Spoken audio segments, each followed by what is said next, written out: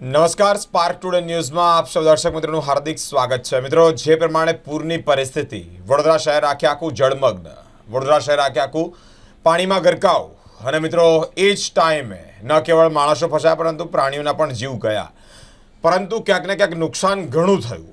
એ નુકસાન ગાડીઓનું થયું, દુકાનોનું થયું, અલગ અલગ જગ્યા પર અલગ અલગ તબાહીના દ્રશ્યો આપણે જોયા। મિત્રો, એ જ દ્રશ્યોમાં જે લોકોને વાહનોનું નુકસાન થયું તે પ્રશ્નને લઈને આજે ચર્ચા કરવા માટે અત્યારે અમે ઉપસ્થિત છે। વાહનો પાણીમાં આખે આખા ડૂબી ગયા। હવે આશા રાખી રહ્યા છે લોકો ઇન્સ્યોરન્સ કંપની પાસેથી, કારણ કે પ્રીમિયમ ભરતા હોય, મસ્ત મોટો પ્રીમિયમ ભરતા હોય, 15,000, 20,000, 25,000 ફૂલ ઇન્સ્યોરન્સ ભરતા હોય, ત્યારે આ જે ઇન્સ્યોરન્સની મોટી મોટી કંપનીઓ છે એ લોકો પાસેથી આશા અને અપેક્ષા છે। મિત્રો, એ જ અંતર્ગત અમારી વચ્ચે કિશોરભાઈ કરીને જે ઇન્સ્યોરન્સ ભરે છે તેઓ કંપની પાસેથી કયા પ્રકારની આશા રાખી છે, તેઓને શું અનુભવ થયો તે જાણવાનો પ્રયત્ન કરીશું। સર, સ્પાર્ક ટુડે ન્યૂઝમાં આપનું સ્વાગત છે। નમસ્કાર, થેન્ક યુ। પૂરમાં આપની પણ ગાડી ગરકાવ થઈ અને આપે ઇન્સ્યોરન્સ કંપની પાસેથી આશા રાખી, કેવો અનુભવ થયો અને શું છે સમગ્ર બાબત? આમાં તમારી વાત સાચી છે, ઘણા બધાને ઘણું બધું નુકસાન થયું છે અને અમુક વિગતો હવે ધીમે ધીમે બહાર આવશે, કારણ કે ઇન્સ્યોરન્સ કંપનીનો પ્રોસેસ જ એવો છે કે જેની અંદર તમારી જ્યારે ગાડી ડૂબે છે પાણીની અંદર, તો પહેલું જ આપણને એવું સમજાવવામાં આવે છે કે તમારે સેલ મારવાનો નહીં। ચાલો, સેફટી બાબતે આપણે સમજીએ કે આ સેલ નહીં મારવો જોઈએ, એગ્રી। હવે પાણી કેટલી ડૂબી છે, પાણીમાં ગાડી કેટલી ડૂબી છે એ આપણે જો જોઈએ તો ઘણી વખત એવું થતું હોય કે તમારી જે ગાડી હોય ત્યાં તમે હાજર નથી હોતા, તો તેના ફોટોગ્રાફ વિડીયો પણ માગવામાં આવે છે, જે નોર્મલી ઘણી વખતે માણસ નથી આપી શકતો। એવું પણ બને છે કે ગાડી અહીં પાર્ક કરેલી છે ને આપણે બહારગામ છીએ, એ કેસમાં પણ એ ફોટોગ્રાફ વિડીયો આપણે આપી નથી શકતા। તો આ નાની બાબતો આજે આપણે સમજીશું કે જે ઇન્સ્યોરન્સ કંપની કેટલી બધી અંદર કેચ એવા રાખે છે કે જેથી કરીને તમને તમારા પૈસા મળે જ નહીં, અથવા તો બહુ ઓછા પૈસા મળે, અથવા ટોટલ લોસમાં ગાડી લઈ જાય। તો આની અંદર અમુક વસ્તુ સમજવાની એવી છે કે જ્યારે તમારી ગાડી પાણીમાં ડૂબેલી છે ત્યારે તમારે ત્યાં ફોટા પાડવા માટે કોઈની વ્યવસ્થા કરવાની। આવા પાણીમાં જઈને કોઈ ફોટા પાડીને લાવે, આ પહેલી વસ્તુ જે લોકો માગે છે। બીજી વસ્તુ કે પાણી કેટલા સુધી હતું। હવે જ્યારે આપણે ગાડી પાસે જઈએ છીએ ત્યારે પાણી ઉતરી ગયું હોય છે, એટલે તમે એક્ઝેક્ટલી નથી કહી શકતા કે પાણી કેટલું હતું, એટલે આપણને પણ હકીકત એની ખબર નથી હોતી। હવે આવા સમયમાં મારી ગાડી, જે મેં પોતાની ગાડીની વાત કરું તો મારી લાલ કલરની કેયુવી હતી મહિન્દ્રાની, જે મારી ગાડી અકોટા પાસે પાર્ક કરેલી હતી જે તે વખતે પાણી ચડ્યું ત્યારે। પછી જ્યારે પાણી બહુ ચડી ગયું ત્યાંથી અમે જગ્યા છોડીને એને બીજા ઘરે જતા રહ્યા, સેફ જગ્યા ઉપર। તો જ્યારે આ બધી પાણી ઉતર્યું ત્યારે પછી ઇન્સ્યોરન્સ કંપની આને પિક્ચરમાં આવી। હવે ઇન્સ્યોરન્સ કંપનીનું સમજવા જેવું છે કે ફોટોગ્રાફ માગ્યા કે ત્યાંના ફોટોગ્રાફ આપો। હવે જે પાણી ચડ્યું હતું ત્યારના ફોટોગ્રાફ આપણે લીધા નહોતા, કેમ કે મોબાઈલમાં બેટરી પણ ડિસ્ચાર્જ થઈ ગઈ હતી, પીવાનું પાણી નહોતું। એવા બધા લોકો જે તે વખતે જ્યારે ચૂંટણી આવે ત્યારે આવી જાય છે, એ આવા વખતે પાણી આપવા પણ આવ્યા નથી। ત્યાં આગળ કોઈ વ્યવસ્થા કરી નથી, બોટ સડતી હતી, બોટ મોકલી નથી, અમે ચાલતા, હવે અહીં છાતી સુધીના પાણી હતા, નાના બાળકોને લઈને અમે લોકો ચાલીને પાણીમાંથી ગયા છે બીજા જગ્યાએ। તો એવા સમયમાં અમે અમારો સમય કાઢી લીધો। પછી ઇન્સ્યોરન્સ કંપની જ્યારે પૈસા આપવાના થયા છે ત્યારે સમજ એવી બાબત એ છે કે ગાડીની કિંમત, માની લો માર્કેટમાં જઈએ તો 4-4.5 લાખની કિંમત હોય છે, આ લોકો અમારી પાસેથી 6 વર્ષની અંદરમાં 1 લાખથી 1.5 લાખ પ્રીમિયમ લઈ લીધું છે। હવે એમ કહે છે ગાડી કે તમે છે ને તમારા મિકેનિકો કે ગાડી જોઈને અને એવું કે ખર્ચો કેટલો થાય। આજે ભણેલા ગળેલા એમડી ડૉક્ટર, સર્જન ડૉક્ટર પણ પેશન્ટને જોઈને નથી કહી શકતા કે કેટલો ખર્ચો આવવાનો છે। એના માટે દરેક પ્રકારના સ્કેનિંગ કરાવે છે, ટેસ્ટ રિપોર્ટ્સ કઢાવે છે। તો આ લોકોને એવું જોઈએ છે કે તમે ગાડીને જોઈને કહી દો કેટલો ખર્ચો આવશે, તો એ પણ આપણે કોટેશન અહીં બનાવીને મોકલ્યું કંપનીને કે ભાઈ આટલો ખર્ચો આવશે। એ ખર્ચો કંપનીએ ના પાડી દીધી કે અમે નહીં આપીએ, આટલાથી આટલો જ હોવો જોઈએ, આનાથી વધારે નહીં હોવો જોઈએ। તો આ બીજો કેચ છે। ત્રીજી વસ્તુ છે કે તમે એવું કહે છો કે ભાઈ ગાડીને તમે આઈડીવી લઈ લો। હવે આઈડીવી એક બહુ સમજવા જેવી વસ્તુ છે, બહુ આમાંથી ચેતવા જેવું છે। Insurance declared value, insurance declare value આપણે સમજવું હોય તો ફટાફટ સમજી શકાય કે કોઈ બી મકાનની જંત્રી જે કહીએ છીએ આપણે, અલકાપુરીમાં કોઈનું મકાન છે એ વેચવા જાય છે, માની લો 1 કરોડમાં વેચવા માંગે છે, એની જંત્રી કાઢવા જશે તો એની જંત્રી આવશે 60 લાખ રૂપિયા કે 70 લાખ રૂપિયા। હવે આ લોકો જંત્રી પ્રમાણે આપણે સ્ટેમ્પ પેપર વગેરે બધું બનાવીએ છીએ, પણ ઉપરના પૈસા જે હોય છે તો આપણે આપવા જ પડે છે મકાન માલિકને। એવી રીતે આઈડી વેલ્યુ છે ને એ જંત્રી વેલ્યુ જેવું છે, એટલે હંમેશા જંત્રી વેલ્યુ છે ને સેલ્સ વેલ્યુથી ઓછી હોય। જે જંત્રીની કિંમત છે એ હંમેશા મકાનની વેચાણ કિંમત કરતાં ઓછી હોય છે, એવી રીતે ગાડીની પણ આઈડી વેલ્યુ જે વેચાણ કિંમત કરતાં ઘણી ઓછી હોય છે। તો ઇન્સ્યોરન્સ કંપની આ વખતે એવું વિચાર કરી રહ્યો છે કે આપણે કોઈને ગાડી રિપેર કરાવવા દેવી જ નહીં, આપણે એ લોકોની એકદમ ઓછા ભાવમાં ગાડીઓ બધી પડાવી લેવી, એટલા માટે ટોટલ લોસ લખી નાખે છે। મારી ગાડી જે તમને દેખાય છે લાલ ગાડી, એ ગાડી હકીકતમાં તમે જોશો તો ટાયર સુધી ડૂબેલી છે, અને એનું રિપેરિંગ કરો તો કદાચ ₹1 લાખની અંદર કે ₹1.25 લાખમાં રિપેરિંગ થઈ જશે।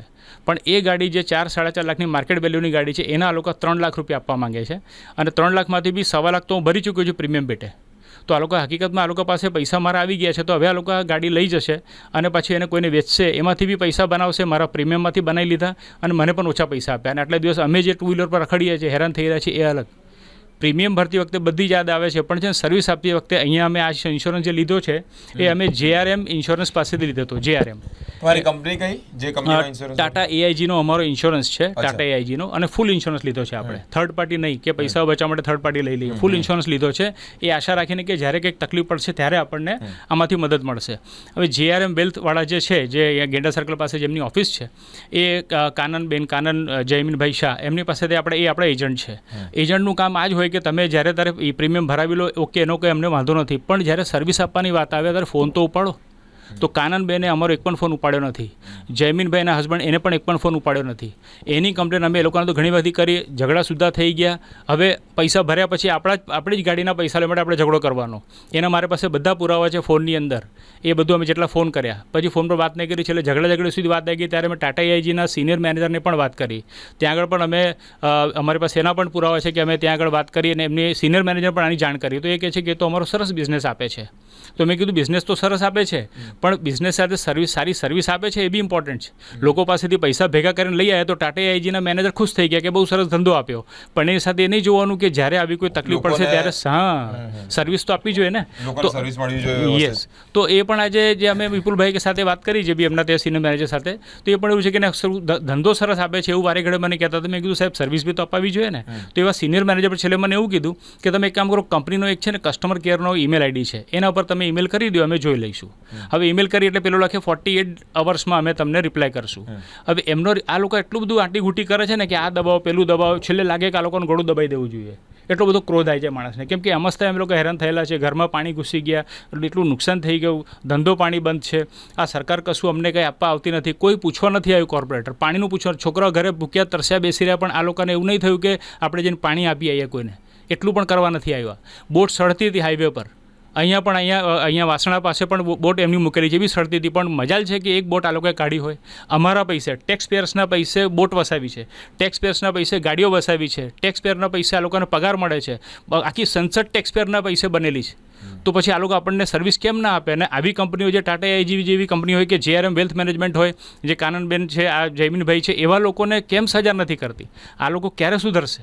તો અમારે ખાલી પૈસા જ ભરવાના, જ્યારે સર્વિસ લેવાની વાત ત્યારે નહીં આપતા. હવે હમણાં કહે છે કે ટોટલ લોસ, એટલે લોકોએ આ ચેતવા જેવું છે કે તમે જે IDB લખાવો છો ને, તમને આ લોકો IDB આપીને છૂટા થઈ જશે. આમાં એક સમજવા જેવી વસ્તુ બીજી બી છે, દર્શકોને ખાસ હું તમને કહીશ કે જ્યારે તમે કોઈનું લાઈફ ઇન્સ્યોરન્સ લો છો, જ્યારે એ વ્યક્તિ મરી જાય છે તો તમે એમને પૈસા આપો છો લાઈફ ઇન્સ્યોરન્સના, બરાબર? કોઈ 10 લાખનું લીધું, કોઈનું 20 લાખનું લીધું હોય, ત્યારે તમે ડેડ બોડી લઈ જાઓ છો. ડેડ બોડી તો પરિવારને પાછી આપો છો ને. આ લોકો અહીંયા પૈસા આપ્યા પછી ગાડી કેમ લઈ જાય છે? કેમ કે ગાડીનો તો મેં ઇન્સ્યોરન્સ ભર્યો હતો, તો તમે ગાડી સાથે કેમ લઈ ગયા? એ ડેડ બોડી છે ને એક રીતે, તો ડેડ બોડી કેમ લઈ જાઓ છો? ગાડીની અંદરના જે સ્પેર પાર્ટ્સ છે તો એ લોકો માટે ઇમ્પોર્ટન્ટ સાબિત થતા. એ ધંધો છે, એ બિઝનેસ છે. ઇન્સ્યોરન્સનું પ્રીમિયમ બી લઈ લો, જંત્રી પ્રમાણે અથવા IDB પ્રમાણે પૈસા આપો, એટલે પૈસા ઓછા આપવા પડે, પછી સારામાં સારી ગાડી ઉચકીને લઈ જવાની. આ બિઝનેસ છે, ઇન્સ્યોરન્સનો બિઝનેસ જ નથી આ. એટલે IRDA પણ ધ્યાન આપવું પડશે કે જો તમે જેમ માણસ મરી જાય છે તો તમે એના ઇન્સ્યોરન્સના પૈસા આપો છો, માણસની ડેડ બોડી ઘરે લઈ નથી જતા ને, કંપનીવાળા લઈ નથી જતા ને, પરિવારને સોંપે છે ને, મારી ગાડીની ડેડ બોડી છે એ મને જોઈએ છે.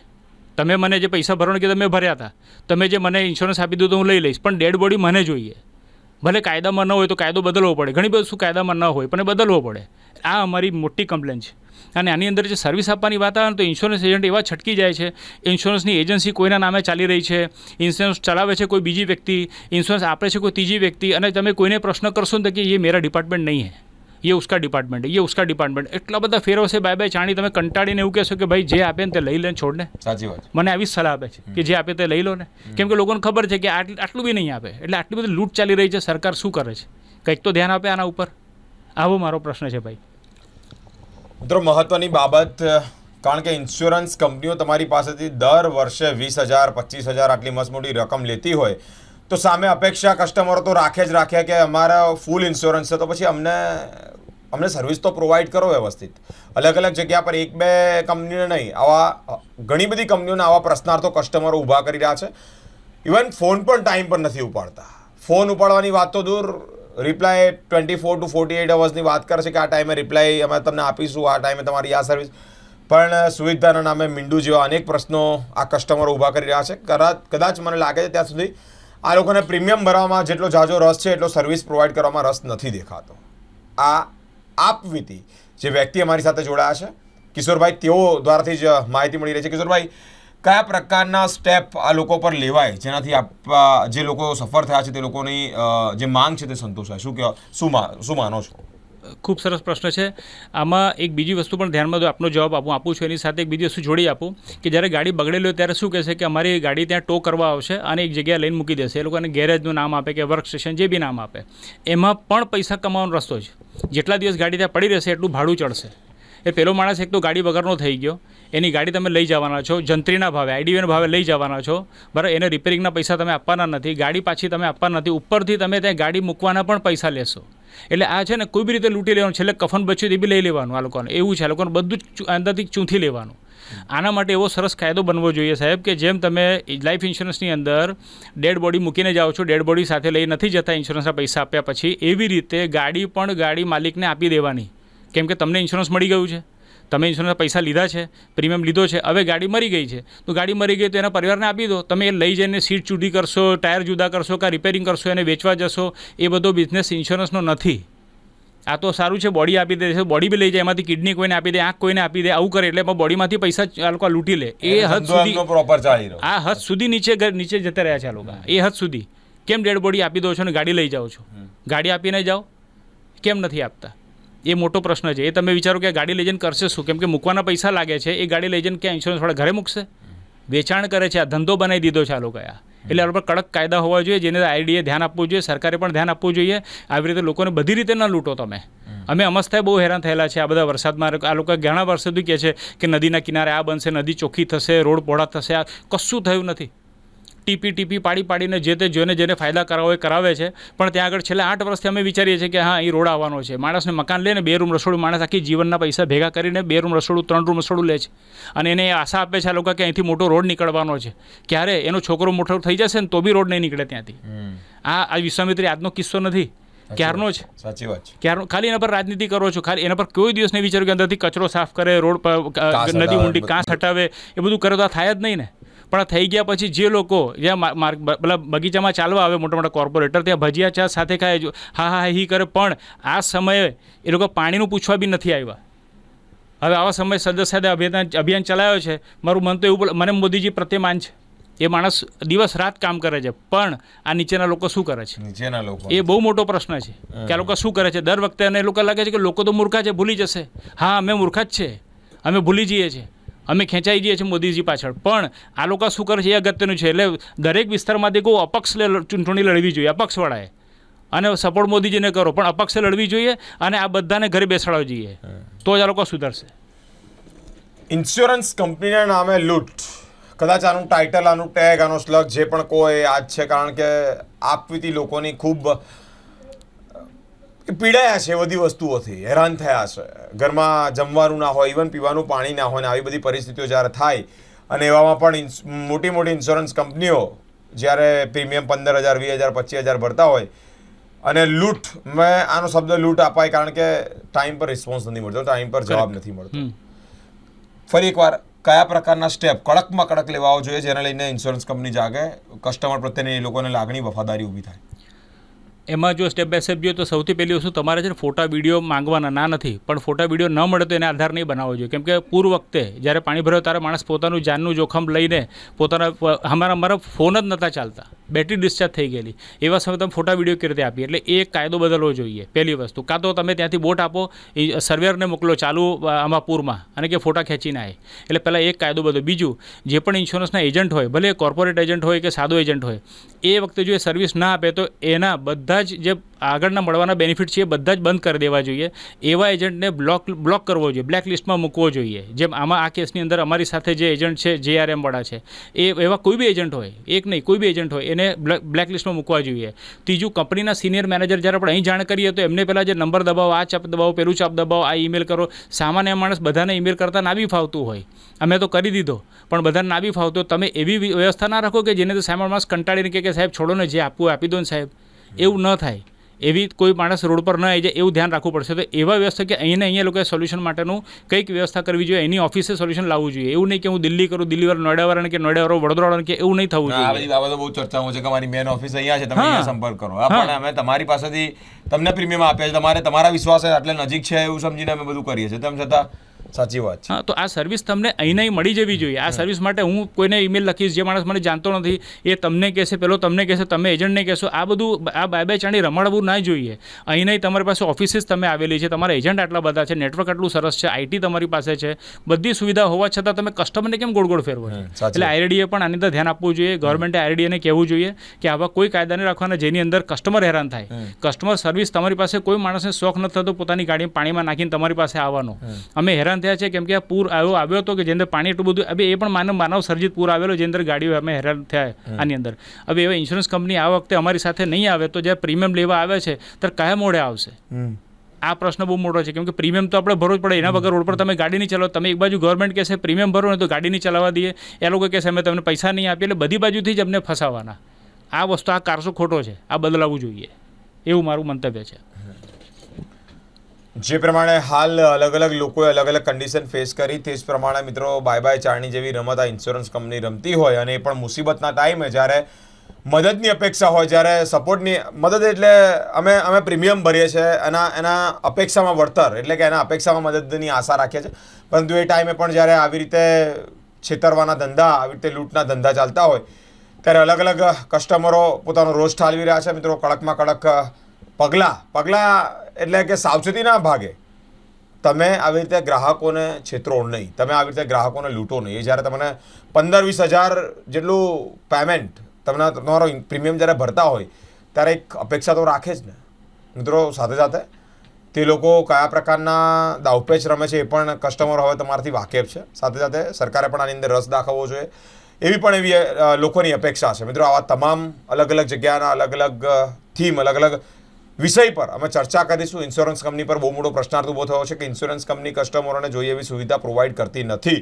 કારણ કસ્ટમરો હવે પોતાનો અવાજ ઉઠાવી રહ્યા છે, પોતાનો રોષ ઠાલવી રહ્યા છે, ટાઈમ પર પણ ફોન રિસીવ કરતા નથી, ટાઈમ પર પણ પ્રોપર જવાબ આપતા નથી. એક પછી એક આ અમારી મેઇન ઓફિસ છે, આ અમારું હબ છે, એવી રીતે ફરાઈ કરે છે, ગોળ ફરાવવાના ધંધા છે. ઇન્સ્યોરન્સ કંપની પ્રજાનો જે પ્રીમિયમ લે છે તે એક પ્રકારે લૂંટ ચલાવી રહી હોય તેવા આક્ષેપ કસ્ટમરો દ્વારા કરવામાં આવ્યા છે. મિત્રો વહેલામાં વહેલી તકે કસ્ટમરો જાગે, સાથે સાથે ઇન્સ્યોરન્સ કંપની પણ જાગે કે પ્રજાના હવે પ્રશ્નોનું સમાધાન કઈ રીતે ત્વરિત આવે, કઈ રીતે સચોટ રીતે આવે તે અંતર્ગત ઝઘડવાનો એક નમ્ર પ્રયાસ અમે આ માધ્યમ થકી એટલે કે આ કાર્યક્રમ થકી કર્યો છે. અલગ અલગ ટોપિક અમે અલગ અલગ ચર્ચાઓ કરીશું અમારી સાથે, એટલે કે સ્પાર્ક ટુડે ન્યૂઝ પર જોડાયેલા રહો. કેમેરામેન અખિલ સાથે હું બિરેન, સ્પાર્ક ટુડે ન્યૂઝ.